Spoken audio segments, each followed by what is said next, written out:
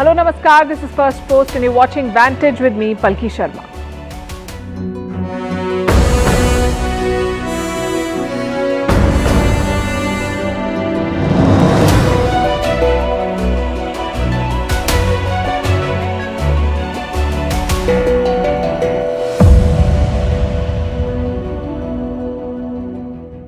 The Chinese military has completed 96 years today. They haven't been tested in a war in decades. They're the world's biggest military, but they're not in the news for any of their achievements or celebrations today. Two of their top generals went missing some time back, and now they've been sacked. They belong to an elite rocket force led by Xi Jinping himself, and their story sounds eerily similar to that of China's former foreign minister. First missing, then fired. This is a pattern now. Top officials are disappearing. There's talk of a purge. We'll tell you all about it in the show tonight. Also tracking the events in Ukraine and Russia, more drone attacks on Moscow. Poland and Lithuania are looking to seal their borders. Meanwhile, India is wondering if Vladimir Putin will attend the G20 summit next month. Will he come to India? We'll share what we know. In Pakistan, the stage is being set for Nawaz Sharif's return, and in Israel, a new law on sexual terrorism, that's what they're calling it. This new law is being called racist. Also, the trend of taking diabetes drugs for weight loss. Is it safe? And why is it being allowed? We'll discuss all of that. The headlines first. Niger remains volatile after the coup last week. European countries rush to evacuate their citizens. France will begin evacuations today amid rising tensions with Niger. Italy is arranging a special flight to repatriate its nationals. US officials meet Taliban leaders in Qatar, the first such meeting since they took power in Kabul 2 years ago. The two sides discussed lifting of sanctions and travel bans. The Taliban also sought the release of the assets of the Afghan Central Bank held abroad. In India, at least 5 people, including policemen, are dead in communal clashes near the capital. Mobs hurled stones at a Hindu religious procession in a predominantly Muslim district in Haryana. Mobile internet services have been suspended in a few places. More than 80 people have been arrested. Vegan raw food influencer reportedly dies of starvation.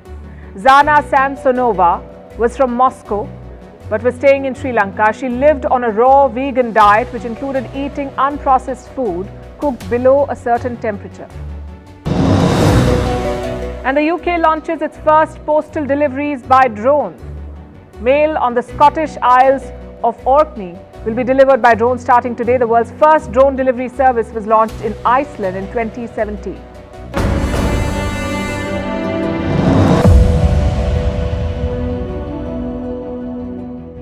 It is the season of layoffs, not just in the corporate world, but also in the Communist Party of China. Xi Jinping is shaking up the Chinese government and its institutions. Qin Gang was the first one to go. He was China's foreign minister. First he went missing, then he was fired. There is still no sign of him and no explanation on what happened to him. Many say he was axed because of an affair.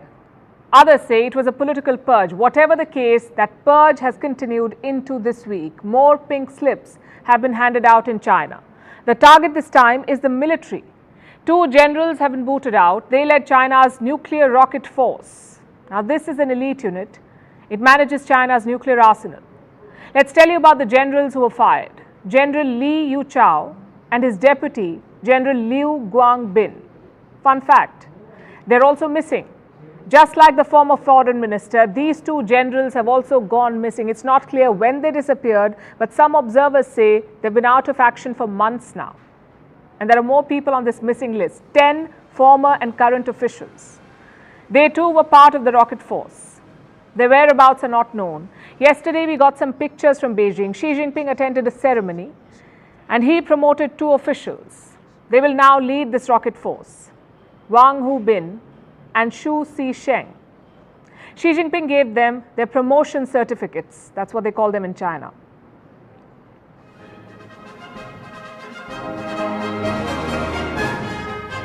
This 次晋升上将军衔的军官是火箭军司令员王厚斌。 And this is not a normal shake-up. This is the largest purge at the highest levels of the PLA in a decade. Why is this happening? At this point, your guess is as good as mine. As always, Chinese officials are silent. And in the absence of an official explanation, rumors are swirling. Some say these generals face corruption charges and that they're being investigated. Others say there's been an intelligence leak and that military secrets have been compromised in China. We cannot confirm either version. It might take weeks or months for the real story to come out. At this point, we cannot even say if there is a link between the departure of Qin Gang and these generals. But we can tell you that there are clear signs of mistrust. Even after more than 12 years in power, Xi Jinping still has some major trust issues, especially with the military leadership. He demands, quote-unquote, absolute loyalty from them. This month, the president chaired 2 high-level meetings. He met top military leaders and he gave them some clear instructions. We have a copy of that statement. Listen to what Xi Jinping said.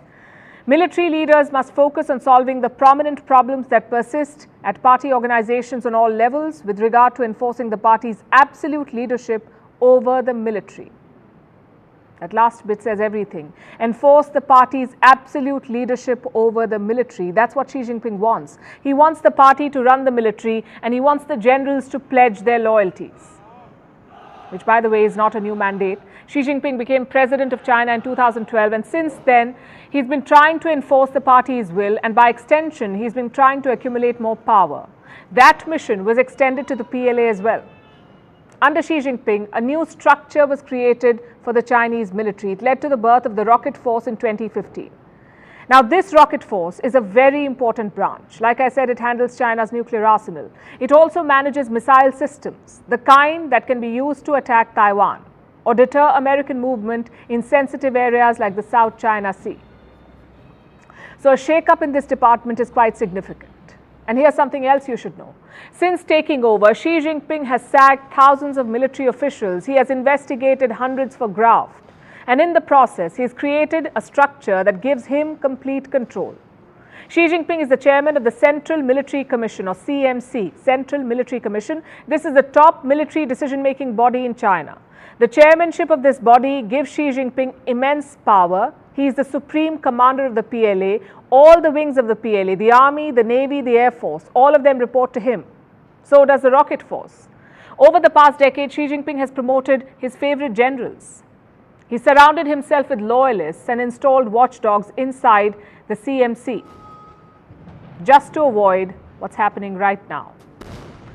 Now, those same reforms are failing him. So the question is the Chinese president's bid to consolidate power backfiring? Has the Chinese military been compromised? Can the president not trust his own generals anymore? These are uncomfortable questions. And for a country like China, which has picked a fight with practically everyone, these are also dangerous questions. And the timing could not have been worse. Today is the PLA's 96th anniversary. But instead of celebration, they're in the news for a purge. The facade of authority around their president is under stress. Moscow is under attack. It may not be raining rockets or missiles, but the city is firmly on Ukraine's radar. Several drones flew into Moscow's airspace on Tuesday. All of them were shot down. One of these objects crashed into an office building. It's the same one which was struck on Sunday as well. So that's 3 days and 2 attacks. What exactly is Ukraine playing at? And how will Russia respond? Well, Ukraine's neighbors are bracing for a spillover, especially Poland and Lithuania.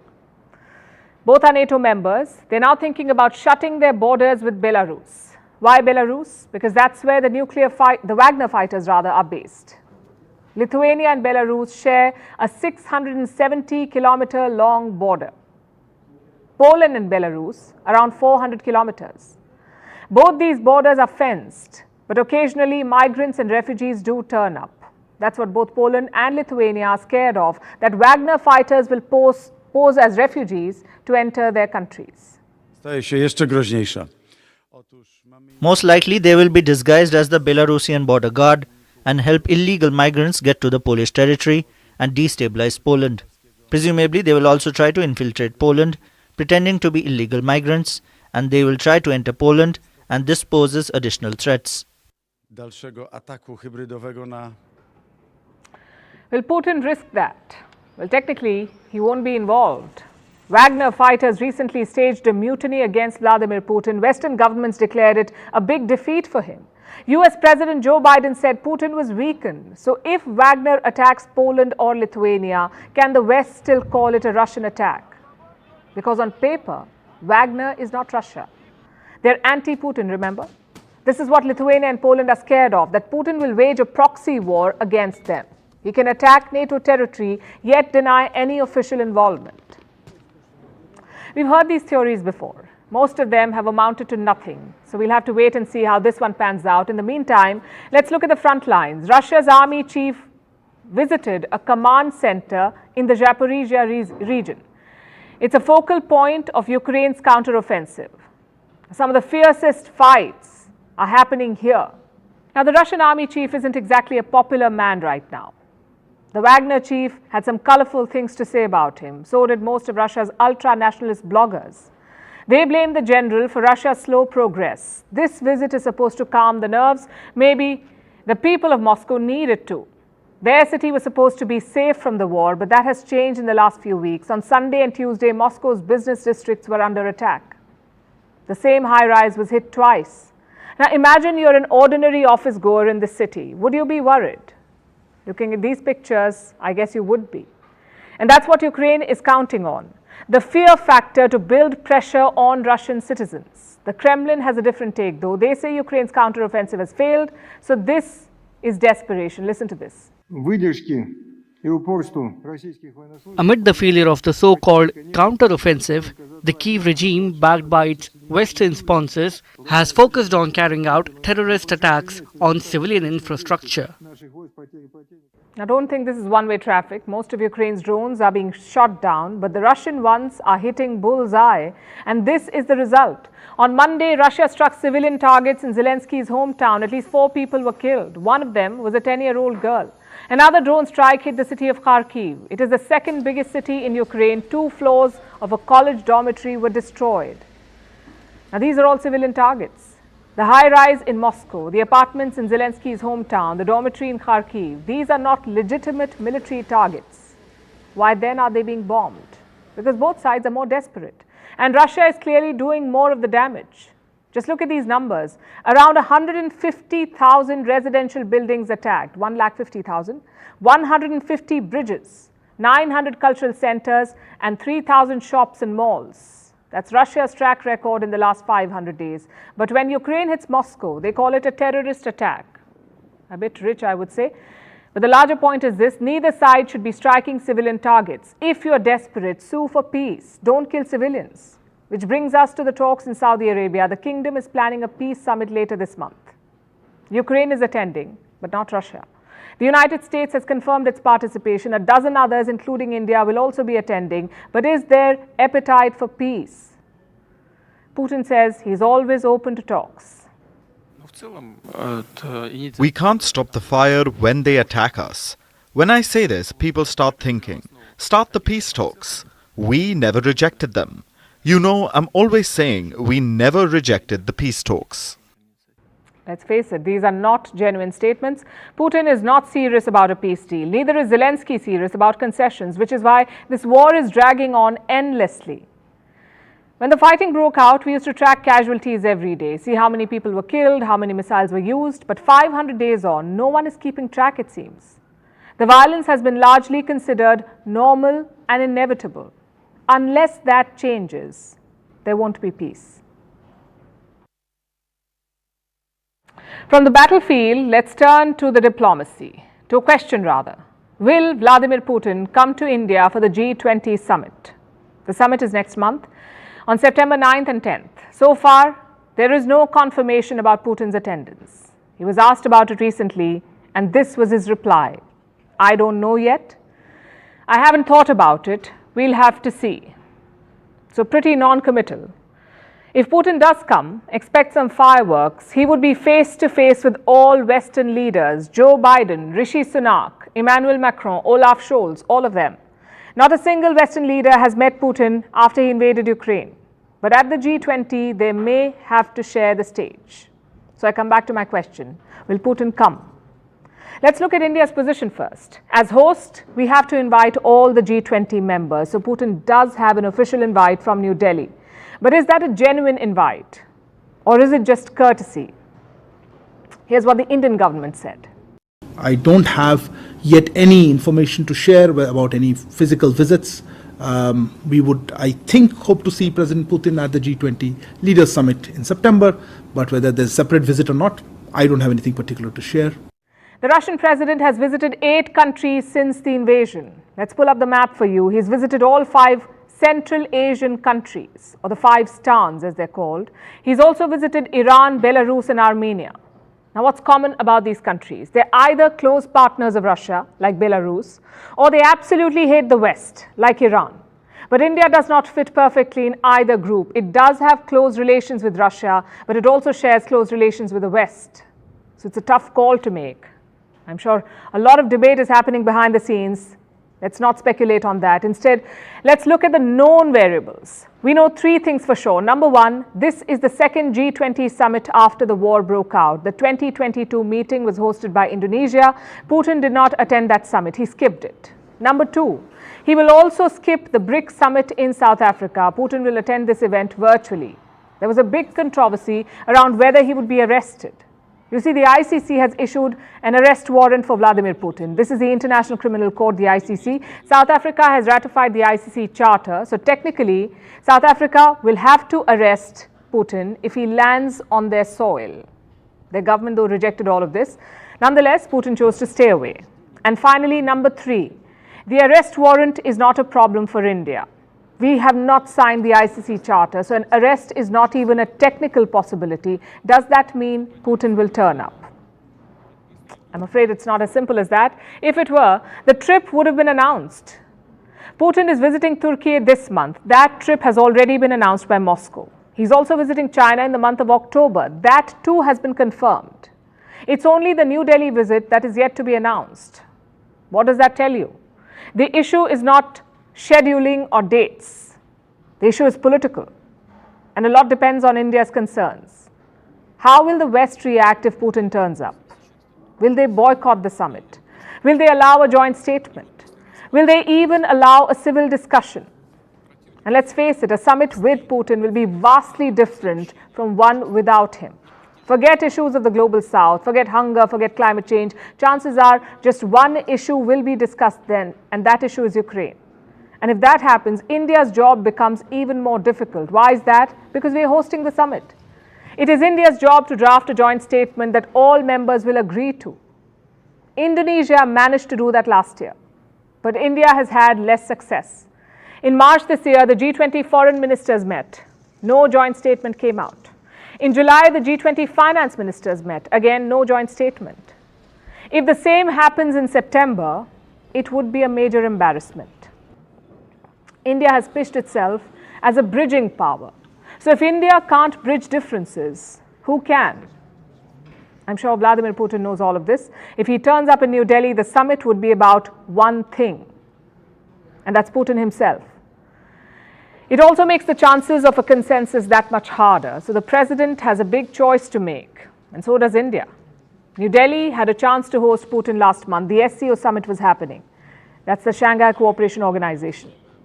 It was supposed to be an in-person meeting, but India said, let's do a virtual one instead. Was this done to avoid hosting Putin? Well, with the SCO, it's hard to say. You also had Pakistan Prime Minister Shehbaz Sharif and Chinese President Xi Jinping. Compared to them, I'm sure Putin was more welcome. Either way, the G20 summit promises to be a tough balancing act for New Delhi, possibly India's biggest yet. Abstaining at United Nations Security Council meetings is one thing. So is buying Russian oil or sending aid to Ukraine. But getting a consensus in New Delhi next month will be that much harder. India will need all the goodwill it has. Our next story is from Pakistan. Looks like Prime Minister Shehbaz Sharif is done warming his brother's chair. Shehbaz has made a big claim now. He says if his party wins the elections, Nawaz Sharif will be Prime Minister. Some background first. Nawaz Sharif is a 3-time Prime Minister. He is presently in London. In 2017, he was disqualified from being a lawmaker. he was given a lifetime ban. The next year, in 2019, he left for London. Officially, he has health problems, but unofficially, he just doesn't like jails. Nawaz Sharif was convicted in a corruption case. He was serving his 7-year sentence when the court granted him bail. He's never returned since. But now plans are being made. Nawaz Sharif is ready for his grand comeback. His younger brother Shehbaz has said that this is just a matter of weeks now. Talk about perfect timing. Pakistan's parliament will be dissolved on the 12th of August. After that, it's election season. And right on cue, the older Sharif is set to return. What do we make of this? Just one thing, really. Some sort of deal has been struck between the army and the Sharifs. The ruling coalition has probably been guaranteed victory. If not, Nawaz Sharif would never return. The risks are way too high for him. The Pakistan government has been preparing the ground for this. Last month, it introduced a new law, no lifetime bans on holding office. That was a law. Instead, just a 5-year disqualification. Again, how convenient is that? Nawaz Sharif was disqualified in 2017. Add 5 years and you get 2023. Either the Sharifs are really lucky or this is all rigged. I guess in Pakistan, it's all the same. The army manufactures your luck. Where does that leave Pakistan's democratic process? Where it always was, nowhere. The government will officially step down on the 12th of August. The elections will take place in November. And the results, it's too easy to predict. The ruling coalition will likely return to power. The only question is, who gets how many seats? Pakistan's ruling coalition has 2 big players, the PPP or the Pakistan People's Party. It is led by Bilawal Bhutto Zardari. The other one is the PMLN, the Pakistan Muslim League Nawaz. N stands for Nawaz Sharif, so it's more of a family business. In fact, both parties are. Everyone knows how this election will end. But holding it is very important for the army, and I'll tell you why. The past couple of months have been tumultuous for the country. Ex-Prime Minister Imran Khan was on a rampage. His supporters even attacked the army headquarters. So the army had 2 choices, either ban and jail Imran Khan or beat him at his own game. Looks like the army has chosen plan B. Neither Imran Khan nor his party have been banned. They're free to contest the upcoming election. And when he loses, you can guess what the army will say. We told you so. All preparations have been made for this strategy. His party has been broken up. His top leaders have abandoned him. And his supporters are facing military trials. I guess it's true what they say. Never bet against the army in Pakistan. Having said that, the Nawaz Sharif decision is a bit surprising. His relationship with the army has always been problematic. In 2020, he gave a virtual address from London. He blasted the army leadership. He accused ex-army chief Qamar Javed Bajwa of toppling his government. So what has changed now? In 2 words, Imran Khan. You see, politicians in Pakistan are like packets in which your mobile phone comes. No one wants the packet. But you can't sell without them either. In Pakistan, these packets keep changing. In 2018, the army wanted to oust the Sharifs. So they used Imran Khan to control power. Now their goal is to keep Imran Khan out. So they're using the Sharifs to control power. It's like a rigged game of Monopoly. The army always wins. The people of Pakistan always lose. Vantage continues after a short break. Ved Prakash ji, 31 तारीख को क्या हुआ था, आप कहां थे और क्या घटना घटी? सर 10-11 बजे के करीब नए बस स्टैंड पे झगड़े होने चालू हुए।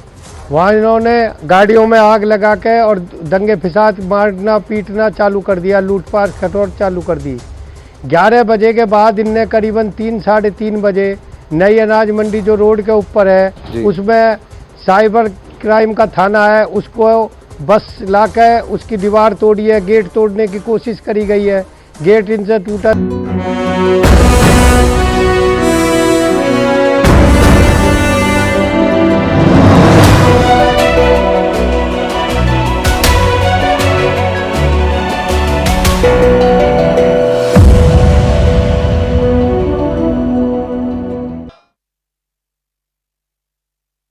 And now let's tell you about Myanmar, where the military seems to be losing ground.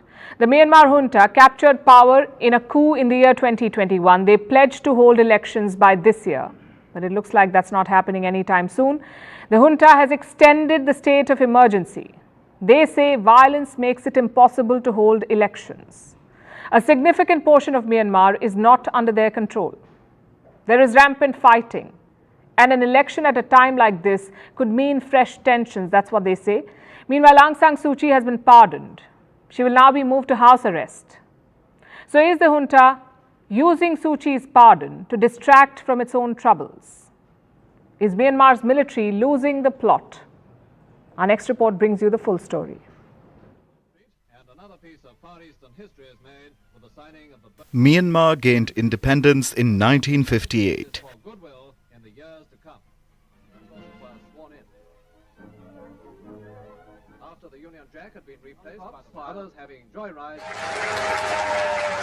But its post-independence history has never really been stable. There was unrest, conflicts, and an army that ruled for over 5 decades. The 2010s saw glimpses of democracy and peace. But then came the coup of 2021. Aung San Suu Kyi's National League for Democracy won the elections. They were about to take power. The NLD won nearly 80% of the seats, so a landslide victory for Suu Kyi. The army-backed proxy party won only 7% of the seats, so the military was alarmed. They feared that the party would change the constitution, basically weaken the military's political power, and make it answerable to elected governments. So the junta intervened. The coup plunged the Southeast Asian nation into chaos. There was widespread violence, arrests, killings as the junta launched a bloody crackdown on dissent. The coup was bloody, but the junta made one promise. They said they would hold elections by August 2023. Is that happening anytime soon? By the looks of it, no. The junta have extended Myanmar's state of emergency. They say it's because of the ongoing violence. On the other hand, they have issued a partial pardon for Aung San Suu Kyi. The 78-year-old faces 19 cases. Only 5 have been pardoned. So, a partial pardon. She's also being moved to house arrest. So basically, the junta has postponed elections, but they have also pardoned Aung San Suu Kyi. What explains this seemingly contradictory move? For many, it's just hogwash, a mere distraction from the junta's real troubles. The army may have captured power in 2021, but much of Myanmar is still out of their control. There is rising inflation, constant fighting, and in some areas, the resistance forces are reigning supreme. If an election happens anytime soon, the junta have no way to make sure it goes in their favor. So a delay is their only answer. Plus, there is the stumbling economy. Ever since the coup, it has been in a tailspin. There is hyperinflation and a lack of investments. As for the international community, many had pinned their hopes on the elections. That includes the ASEAN, which is a grouping of Southeast Asian nations. They looked at it as a pathway to peace. But with elections delayed, and with the junta doing just about anything to consolidate their power, it looks like the conflict will drag on. So stability remains a distant dream for Myanmar, at least for now. And now let's talk about West Asia. These days, Joe Biden is paying close attention to the region. He has less than a year left in office. Biden desperately wants a foreign policy win, and he could be placing his bets on West Asia, specifically Israel and Saudi Arabia. Reports say the US is trying to broker a deal. US National Security Advisor Jake Sullivan has visited Riyadh twice in 3 months. And recently, the chief of Mossad was in Washington. Mossad, as you would know, is Israel's spy agency. Officially, there is no confirmation, but it appears that some back-channel talks are underway. And what is on the table? Normalization of ties. Israel and Saudi Arabia do not have a diplomatic relationship. I'm sure you know that. For the longest time, Riyadh has supported the Palestinian cause, so there was never a question of having a relationship with Israel. But in recent years, things have shifted. It began with Donald Trump, when Donald Trump was president, and Iran emerged as enemy number one, both for Israel and for Saudi Arabia. And this brought them closer. They both want to contain Tehran, and this common enemy created openings for a relationship. Some Arab countries established ties with Israel. They signed what came to be called the Abraham Accords, and this could not have been done without Saudi Arabia's blessings. Then Riyadh allowed Israeli flights to cross Saudi airspace. So things were all going in the right direction, but Saudi Arabia has not yet taken the plunge. It has still not signed the Abraham Accords. Is that set to change? Well, there is a lot of buzz, a lot of diplomatic activity. American officials talking to the Saudis and Israelis. Reports say Riyadh has also made some demands. It wants some concessions for Palestinians. The Saudis have a wish list for America too. There are two major demands basically. Riyadh wants American support for a civil nuclear program and a new security pact with Washington, D.C. The specifics of this agreement are yet to be spelled out, the specifics of these demands. But the nuclear program has been a long-standing demand of the Saudis. The kingdom wants to enrich its own uranium. Of course, Israel and the US have opposed this idea. They fear it will trigger a nuclear arms race. The opposition stems from mistrust. Israel fears the Saudis could overstep the mandate and a civilian program may open the doors for military use. This is the same old logic that is used to deter every country that wants nuclear power. But from Riyadh's perspective, this is non-negotiable. The nuclear deal is apparently a prerequisite for normalization. So this is where things stand. The question is, will Israel make these concessions on Palestine and on the nuclear deal? And will the US sign off on this? Like I said, they're still talking. But if Antony Blinken is to be believed, the Israelis and the Saudis are very keen on a deal. The US Secretary of State spoke about this in the month of June. He said, and I'm quoting, "It is incredibly challenging, hard, not something that can happen overnight, but it's also a real prospect and one that we're working on because both the Saudis and Israelis are looking for us to play a particular role in that effort. We are very much engaged in it." Blinken had visited the region in the month of June. He supported normalization. He said the US will not abandon the issue of Palestine at the same time. Integration and normalization efforts are not a substitute for progress between Israelis and Palestinians, nor should they come at its expense.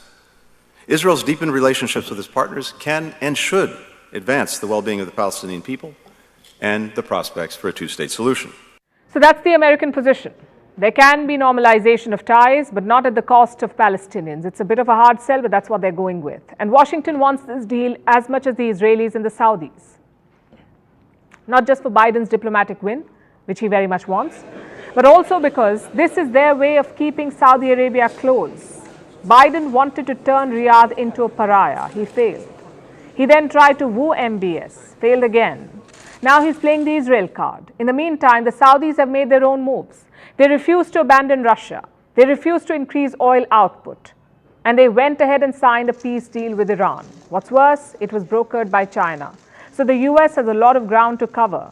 They're eager to mend ties with Saudi Arabia, and normalization with Israel will help. But the biggest challenge right now is Israel itself. It's seen 7 months of protest and counting, and a looming civil war. They need to normalize this situation first before they can normalize ties with Riyadh.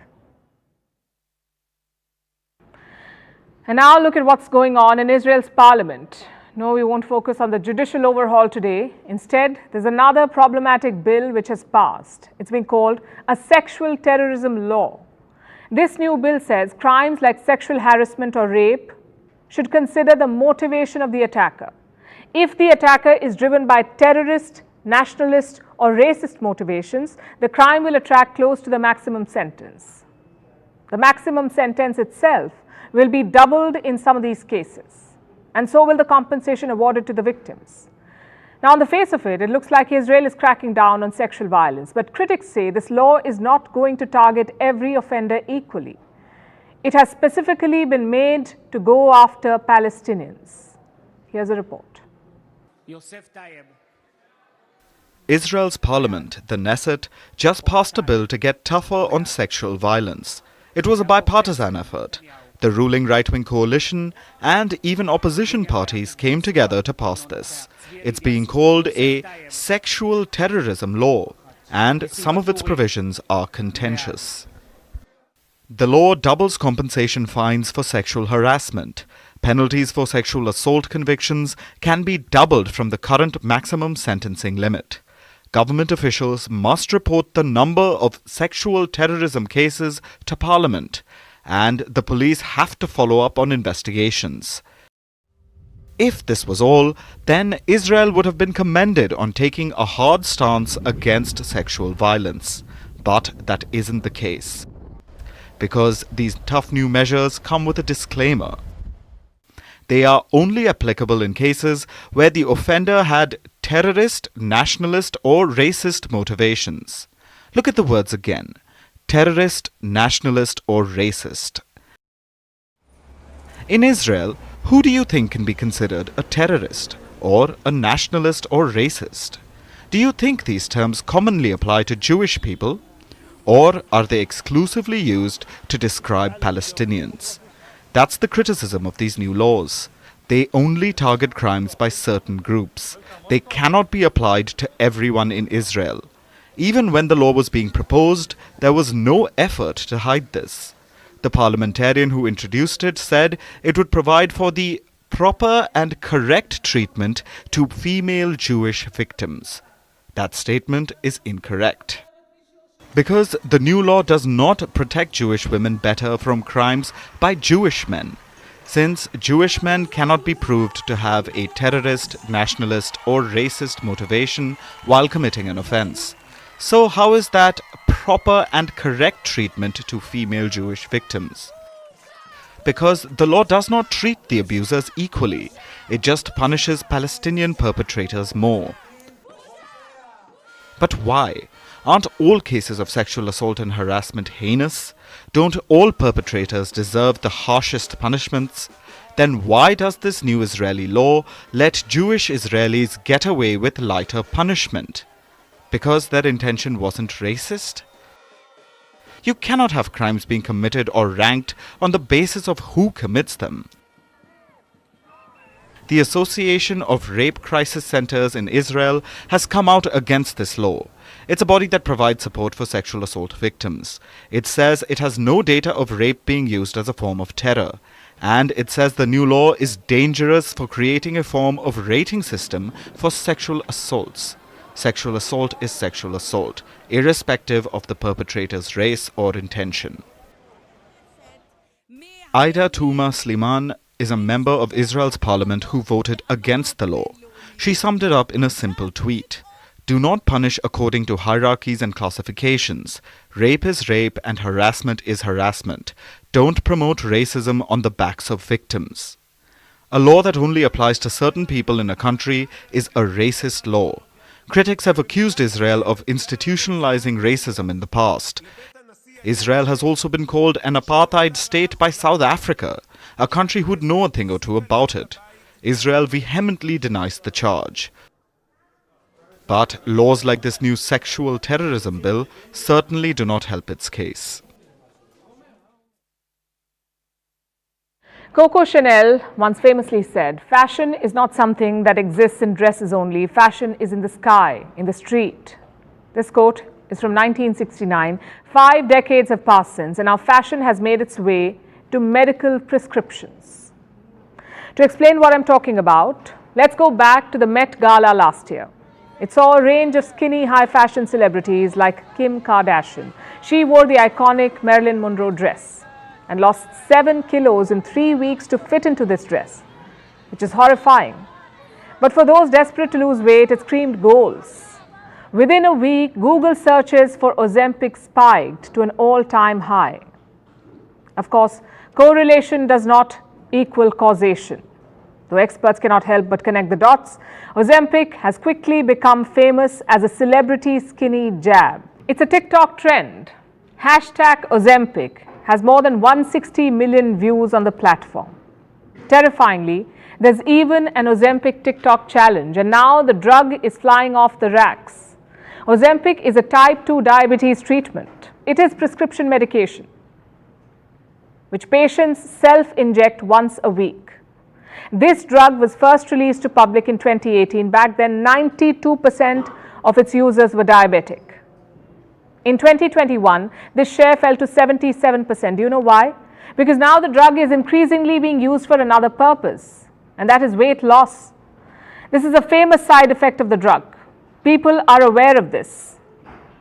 They want to lose weight, so they're injecting themselves with diabetes drugs. And pharmacies are more than happy to oblige, especially online pharmacies. They're giving Ozempic and other similar drugs off-label, meaning prescribing medicines for a different condition than their original purpose. It sounds shady, but it's completely legal and fairly common. In Ozempic's case, what is the result? Diabetic people are not getting their medicines. There is a shortage of Ozempic in the UK, for example. People living with diabetes are scrambling to get their hands on the drug. They're ringing up pharmacies, some even begging them, because many are going months without their dosage. This has serious clinical implications for diabetic patients. They need this drug, Ozempic. Meanwhile, who are getting the drug? Who are the people who are getting the drug? People who merely want it for cosmetic purposes. Sure, Ozempic and other weight loss drugs are necessary in some cases, like when weight gain and obesity poses threat to life. But that's not why these drugs are flying off the racks. People of a healthy weight are getting prescriptions for Ozempic because they want to slim down, and this is completely unacceptable. But it's not even the worst part. People are left with problematic side effects like nausea, vomiting, diarrhea, constipation, stomach paralysis, depression, even suicidal thoughts. You will find a list of all these side effects published in fine print on the drug packaging. What does Ozempic have to say about this? Its parent company, Novo Nordisk, says these side effects are all well known. They're mild to moderate in severity and last for a short duration. Now, factually, all of this is correct. But here's what experts say. One of the side effects, stomach paralysis, for instance, has no cure. The tension in the stomach may not last for long, but its complications will. It causes dehydration, malnutrition, even vomiting. And this may be a mildly severe side effect for the company, but for those with a decrease in their life quality, it neither seems mild nor short term. In some cases, the government has stepped in. Health departments are discouraging off-label prescription of this drug. They're urging doctors to halt prescribing it to new diabetic patients. But that may not be enough. Such demands do not solve the problem. Who is regulating the drug is the question. Who is making sure that these drugs are sold under strict conditions? Where are the health checks? Who is screening for eating disorders to check validity? A lot of questions, but no answer. And in some cases, governments have approved these drugs. So they've shoved accountability on patients, then wiped their hands off the matter. Now, regulation is absent, while drug-fueled TikTok challenges are taking place. This is where we are at. And now, staying on the topic of health and medicine, I want to ask you a question. What would you do if you could control what goes on in your body? If you could program it, so to speak? Would you set an alarm that forces your eyes to open in time for work or class? Or would you program your muscles to keep flexing even while you slept, to burn those extra calories while you're dreaming? Or would you be even more ambitious? Would you try and fix underlying medical issues by manually controlling your body? I ask all of this because this is where humans seem to be headed. A new research paper has been published by scientists in Switzerland. They say they can send electric commands directly to human DNA, meaning they can make human genes obey external commands. They claim to have a proof of concept for this electrogenetic interface, and they say this is the future of wearable medical devices. Here's a report. An electrogenetic interface. That's what scientists at the ETH Zurich University are calling their new discovery. They have found a way to talk to human DNA, to give human genes commands using electricity. Thus the name electrogenetic. The scientists from Switzerland just published a paper detailing their findings. They are quite excited about the potential their research has in the field of wearable electronic devices. Let's first talk about what they did, how the scientists proved their concept. They took a mouse with type 1 diabetes and attached some human cells to it. The human cells were capable of producing insulin. That's the essential hormone that controls your blood sugar levels. People develop diabetes when their bodies are unable to regulate their blood sugar levels on their own. Coming back to the experiment with the mouse, the scientists had put acupuncture needles into the test subject, right where the human genes had been attached. This allowed the scientists to transmit commands to the human DNA via electricity, almost like a small electric shock to tell the human genes to start making insulin, and it apparently worked. The scientists say their electrogenetic interface allowed them to supply insulin to the mouse in a timely manner, that too by using a standard set of AA batteries. Now imagine what this could do for diabetic humans. We could wear a watch-like device that could trigger regular insulin production. A machine could take over for our failing DNA and keep our blood sugar levels in check, that too on a timer. No more alarms to remind you of your insulin dose. If you combine this technology with constant monitoring, it could help prevent insulin shocks. It could potentially save lives. And that's just the beginning. The technology doesn't need to just focus on diabetic patients. It has the potential to alter medicine as we know it. Imagine telling the genes that are causing cancer to just stop. Imagine pressing a button and suppressing a rare genetic condition. May sound like science fiction now, but this research could pave the way towards that future. The ETH Zurich University team behind this research have been looking into electrogenetics for a while now. In 2020, they successfully used electricity to control gene expression. And 3 years later, they've come out with the electrogenetic interface, a way to command human DNA directly. We found out that electricity could control DNA a while ago, but the next stage was figuring out how. It's not like you could point a remote at a person and have their genes respond to a button. This new research shows us a way, using acupuncture needles to transfer the electricity in this case. Of course, the technology is nowhere near ready yet. It's only been tried on a mouse. It will take a while before an electrogenetic interface can be hooked up to humans. But it still moves us closer to wearable medical devices, ones that can directly apply gene-based therapies. They have a great potential to save lives and drastically influence our living. And now it's time for Vantage Shots, images that tell the story. Starting with the Philippines, a bride walked down a flooded aisle. Quite literally, the trail of her white wedding gown got completely soaked in water. This is because Typhoon Doksuri has triggered floods in the Philippines. But it did not deter this couple from getting married. In the United States, an audience member splashed her drink at rapper Cardi B. But she wasn't having any of it. The rapper did not hold back and gave it back to her. And a rare white tiger cub was rescued from a private owner in the Czech Republic. It has found a new home in Germany. Finally, we're taking you back in history. On this day in 1914, Germany declared war on Russia. Germany was part of the Central Powers, while Russia was part of the Allied Powers.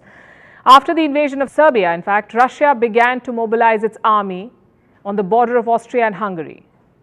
Germany asked Russia to demobilize. When there was no response from the other end, Germany declared a full-blown war. We're leaving you with that. Thank you very much for watching. We'll see you tomorrow.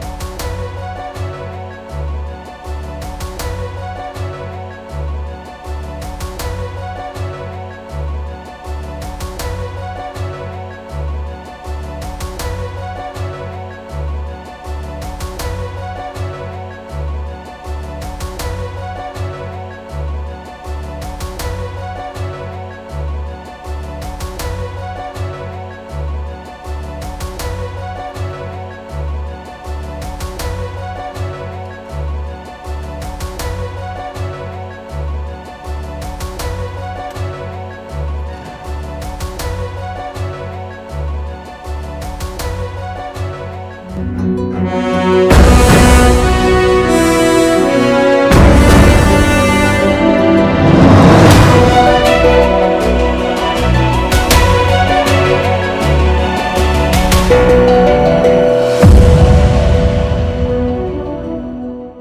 तीन बार बस मारी है। जब वो दीवार तोड़ के उसमें अंदर घुस के इनने उधम मचाया खूब। हजारों की तादाद में हथियार लेके ये लोग घुसे हैं, मुस्लिम कम्युनिटी के लोग, और गाड़ियां जो खड़ी थी सब में आग लगा दी। वो आग लगाने के बाद साइबर क्राइम के सामने ही हमारी आड़त की दुकान है यहाँ 88 नंबर शॉप, उस पर यहाँ हमला बोल दिया। मैं मौके पर मौजूद था। 5-5 किलो के पत्थरों से इनने गाड़ी पे हमला किया है। मैंने शटर नीचे गिर के अपनी जान बचाई है। अगर मैं शटर नहीं बंद करता तो ये मुझे भी जान से मार देते।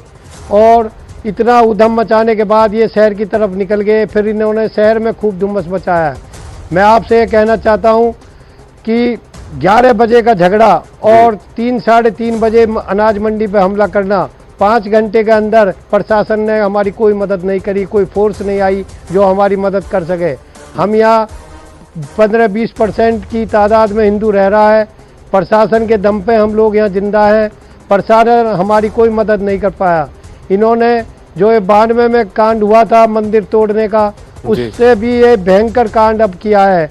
और हमारे स्कूटर में पैसे रखे थे, हम बैंक जमा कराने के लिए जा रहे थे, उस स्कूटर को ले गए और स्कूटर बाहर मंडी के बाहर पड़ा पाया है और कैश उसमें से निकाल लिया। 5 लाख रुपए थे करीबन, और उसे भी ले गए। हमारी जान निठ बची है।